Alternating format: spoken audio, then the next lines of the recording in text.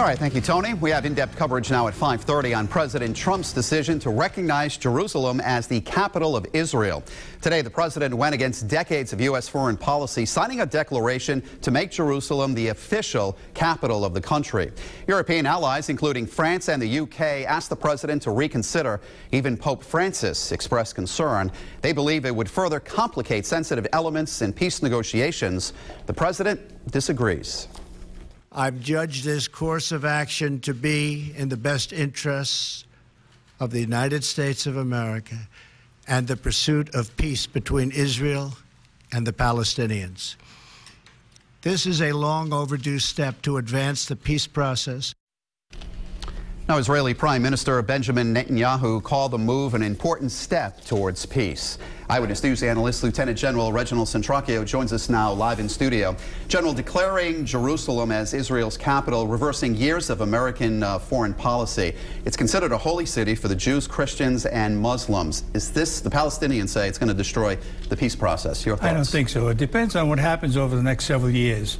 The key to it is whether, in fact, it will be considered to be a neutral city as it relates to having Muslims, Christians, Jews, and other faiths being able to visit that city to their places of holy worship. Well, protests have already started there. How about around the world? I think you'll see it certainly across the world with sympathizers for each of those particular faiths, and you'll see it here in the United States too.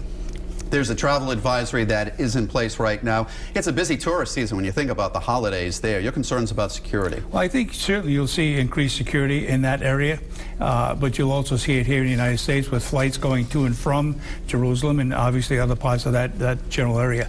But nevertheless, I think you'll see a general increase in security just because of the holiday season itself. Well, the president is also directing the State Department to move the American embassy from Tel Aviv to Jerusalem. Help or hurt the peace agreement there? I think it won't hurt at all. Once again, it depends on what those negotiations involve over the next several years. What is Jerusalem going to look like in 3 to 4 years from now?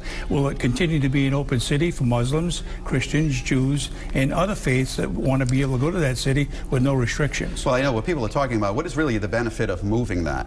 Probably nothing more than fulfilling something that was decided upon decades ago. And I think this is a clear step to saying if we're going to have peace and negotiate it correctly, it needs to be done now. All right, General, as always, thank you for your thoughts. Caroline?